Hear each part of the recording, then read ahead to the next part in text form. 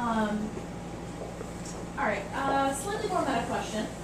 In many of your answers, you suggest that government should not be in the business of doing anything to ensure that families are able to support themselves. And just two examples, and I do want to make sure I'm characterizing this correctly. I disagree with the wording. Okay, great. Well, I'm going to give you the chance to characterize that. You suggest that government shouldn't be subsidizing rents for low-income families, and you suggest that you oppose minimum wage laws. I certainly do. Okay. So first, we've already agreed that I have given you an unfair characterization of your position, and you're going to clarify it. Second, do you think the government has any obligation to help those in need, and if so, what is that obligation? Well, I differ with many people in this room about why we have government in the first place. And I think we have to understand that. If we're going to talk about what role the government plays in our lives today, or in other countries, the role that governments play there for their citizens, we have to talk about why our government was founded, who founded it, what kind of government they were looking for, and how we got from there to here. Because at the very least, we can all agree that the government we have in the United States now is unrecognizable by the people who started the government, who wrote the Constitution, who decided that certain powers were going to be for the federal government, some would be for the states, and then some would be restricted entirely so that government would never have these powers and that only we the people would have these powers. So yes, I can take one of those examples and explain to you why I'm against the minimum wage. And I'm against the minimum wage because it hurts poor people. This is nothing new. This has been figured out. Milton Friedman used to talk about this all the time. There's a YouTube video with Milton Friedman in it where he explains this very thing to a young Michael Moore. Or I think it's a young Michael Moore. It doesn't look anything like him, but whoever put the YouTube video on says it's Michael Moore. So if you search Milton Friedman, Michael Moore, you'll find a video that may or may not be Michael Moore. And he explains some of these economic principles. What happens with the minimum wage is it's price fixing. We don't want the government fixing the price of anything, because when you fix a certain price in the marketplace, it leads to all these secondary effects, many of which are negative, and which even the people who advocate for these interventions would agree, are not desirable. So with a minimum wage, it just creates unemployment, basically. I mean, if you want to know why unemployment is quite high, it's because there are a lot of business people who cannot afford to hire somebody to do a particular job at that wage. So they don't hire somebody. So you'll go up to Sammy's, for example, ask him why he has disposable plates and disposable silverware, plastic silverware. Ask him why. It's because he cannot afford to pay a dishwasher, is why. That's why. He would prefer, it's cheaper. So if we didn't have minimum wages, you'd have more people with jobs. Yes, the job would not be at the wage that the government, the government experts have decided is necessary, but we'd have lots more jobs.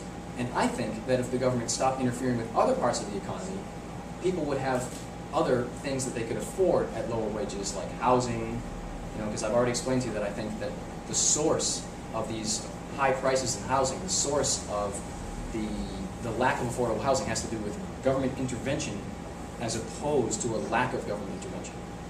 So, I mean, you can just look this up, guys. A minimum wage has some effects, and then it has other effects. That's all I have to say. So, just to clarify my question, do you think the government has an obligation to help those in need? That was the focus of the question. I believe that government exists for very limited purposes. Those purposes are to protect each individual in their person and in their property. That's what I believe the role of government is. I think that, especially in a community like JP, where people are very connected to their neighbors, that if somebody gets in trouble, we can voluntarily help them. We don't have to be forced by the government to fund the government's charity, which in general doesn't work and creates more problems than it solves. Like when the government gives charity to poor people and herds them all into projects that are then, overridden by crime and drug use and violence. I don't think we're doing poor people a favor. I don't consider that to be a good use of society's money. I mean, the problem with all these government charity programs is they don't work. So, as much as we wish they would, we have to accept some of these realities. How much time do you have? Okay, so let's do some audience questions then. First one right here. Regarding schools, what are the specifics of the, quote, other options for parents who don't want their kids to attend their neighborhood schools? Well, that's not for me to decide. That's for entrepreneurs to decide. I'm not a central planner. I'm not going into government to tell everybody else how to live. I would prefer to free up the system so that it functions more like a marketplace, and where you have people who want to come in and run a school and have certain ideas. They go and they find out what kind of school the people want, and then they provide that service. Now, charter schools are an attempt to do this. There's also something that they refer to as vouchers, which is like charter schools on steroids. Anybody who wants to start a school can start one, and all the kids in that neighborhood can afford to go because they're simply going to take their money away from the school system that has failed them for 4 decades and is run bureaucratically downtown and is not responsive to the needs of parents and students, and give it to somebody else who has a new idea. And if that person doesn't do a good job, they go to a different school. That's how it works. You're not forced to go to a set of schools, a monopoly of schools. So, that's what we need to do. We just need to free it up. We need to give people choices, and we have to have competition. We have to have competition between schools and give people the choice over what school they're going to attend. Competition and choice are two sides of the same coin, and it's about creating a marketplace. Next audience question, why did you decide to change your party affiliation since the last election? Because at the very first forum that we had last year in Back Bay, I was unenrolled, and it was a Democratic ward committee forum. It was, I think, wards 4 and 5. And afterwards, I stayed for the discussion, and there were several people in the audience who liked what I had to say and wanted to vote for me, for the Democratic Party to endorse me. But I was ineligible because I was not a member of the Democratic Party. So now I am. So I got first. What committees would you like to join, and which would you most like to chair? I would like to join the Education Committee, and I would like to be on the City and Government Services Committee, and I would like to be on the Public Safety Committee. Sharon. Well, I certainly wouldn't mind chairing any of those 3 committees, but they already have chairs, and I'm just as happy to work with the people in the committee. And we need to work with the whole council, because in order to get anything done, we need 7 people to form a majority. So Finally, into the next question. Which city councilor are you looking forward to partnering with, and why? And anyone you're not looking forward to working with, and why? Well, if I'm fortunate enough to be elected, I'll be sitting next to Ayanna and Chuck Turner. I have very good relationships with both of those 2 councilors. In fact, I modeled my campaign slogan after Ayanna's slogan from last year. She had the 3 A's, I have the 3 S's. So I already learned, a political lesson from her, and I hope to learn from her experience on the council if I'm fortunate enough to join her. Chuck Turner has also been very kind to me. I've met with him several times. We don't agree on everything, but there are certain issues I think we can work on together. I know Sal Lamatina. I sat down with him in Peters Park, which he's very proud of. He was very happy to treat me to lunch because I taught his daughter last year at Boston Latin School. I know a bunch of the other councilors as well, just from having met them several times. I do hope to work with Councilor Connolly on the Education Committee.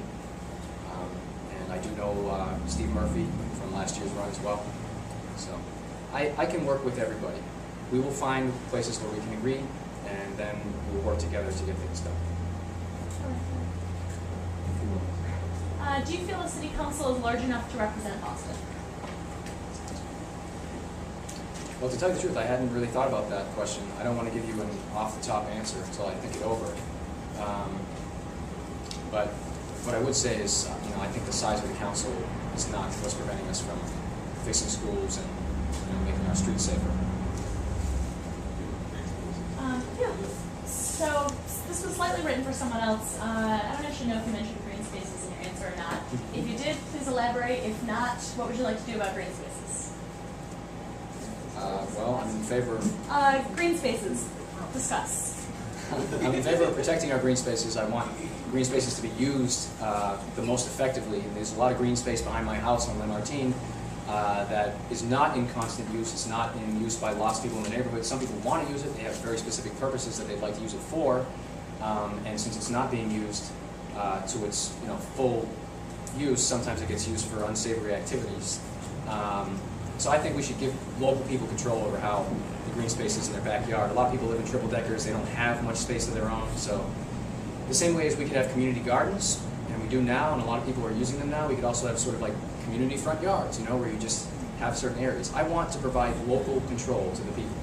I don't want it to be controlled from downtown. If people want to use the southwest border, like a half a mile of it as a dog run, fine, you know, I mean, but I think the best way to do these sorts of issues is to, you know, devolve power down to even the precinct level, you know? So generally, with regard to public spaces, I want them to be controlled locally and to make sure people have a very direct say. So we've got 2 minutes for closing. Great. Well, I have to say I've enjoyed this very much. I enjoyed last year's forum immensely, so I'm very happy to be back here. I'd like to thank you all for coming out. It's really great to have a great crowd. It's not so fun to go to a forum when there's more candidates, you know, than audience members. So I'm very grateful for that. I'd like to thank my family again for coming out. And I have a very simple message. I hope you guys remember it. It's school, services, and safety. My name is Sean Ryan. I grew up in Jamaica Plain. I've been here my entire life, except for a couple years spent in grad school in Cleveland. I really care about the city. I've thought very deeply about the issues that I chose, and I've thought very deeply about my positions on those issues, and I feel very personally about these issues because I grew up here and I've experienced the things I'm talking about. I'm not a career politician, and many people, until recently, hadn't heard my name. But I am the son of JP, who's running for this council seat, and I'm doing it for all the right reasons.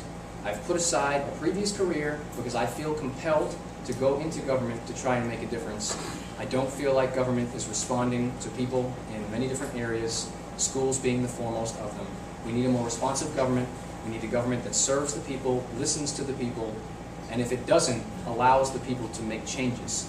That's what some of these ideas I have about school are about. It's about letting people make the changes they want to see, as opposed to waiting for the government to make those changes for them. And it happens to align with my philosophy of government as well. So, school, services, safety, October the 19th, it's 3 weeks from today. I'm number 4 on the ballot. I need all of you to come out and vote. And I humbly ask for your vote. Thank you.